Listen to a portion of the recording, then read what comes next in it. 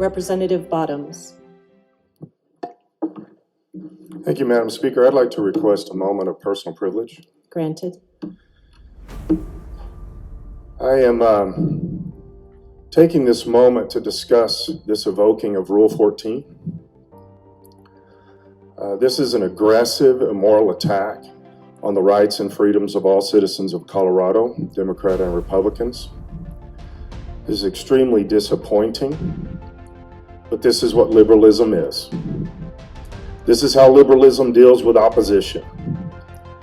This is how liberal leadership handles conflict. This is fascism in every sense of the word. Webster's dictionary of the word fascism: political philosophy, movement, or regime that exalts nation and often race, which we see done often here, above the individual, and that stands for a centralized autocratic government headed by a dictatorial leader. Severe economic and social regimentation, that's what we see every day in this chamber.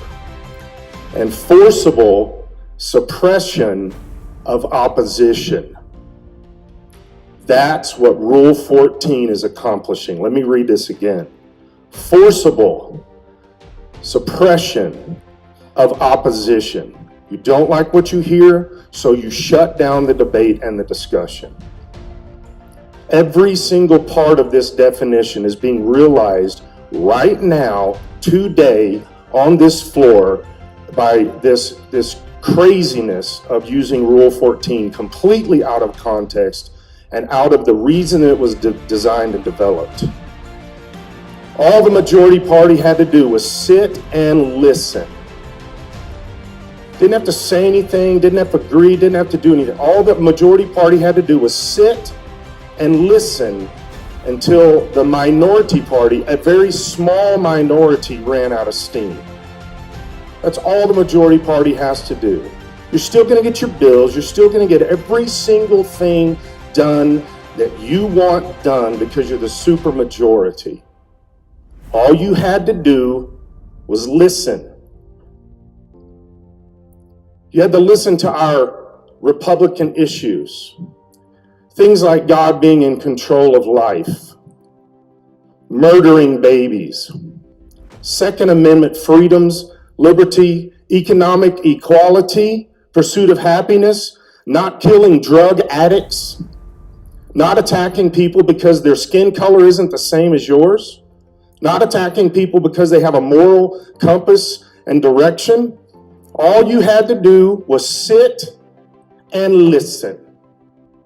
But you can't do that. Because listening to God, truth, righteousness, and freedom actually hurts the souls of those who are not in favor of those mentalities.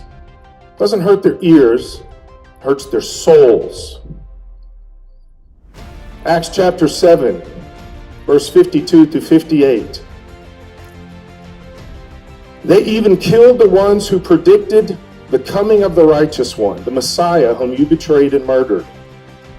You deliberately disobeyed God's laws, even though you received it from the hands of angels. The Jewish leaders were infuriated by Stephen's accusations, and they shook their fist at him in rage. He was on trial, by the way. He had already had his rights taken away. But Stephen, full of the Holy Spirit, gazed steadily into heaven and saw the glory of God. And he saw Jesus standing in place of honor at God's right hand.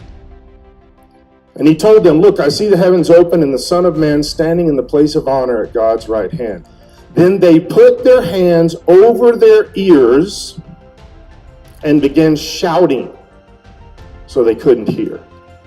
They rushed at him and they dragged him out of the city to stone him. This is what happens when liberals don't like to hear truth. Representative Bottoms. This is what, yes ma'am. You have 30 seconds remaining. Thank you. This is what Rule 14 is. We are seeing today's Democrat Party covering their ears and attacking truth and light and morality. Ephesians 5 says, "Carefully determine what pleases the Lord. Take no part in the worthless deeds of evil and darkness. Instead, expose them. And that's what we've been doing, and that's what I will continue to do. It is shameful even to talk about the things that ungodly people do in secret. Representative Bottoms, your time has expired. Thank you.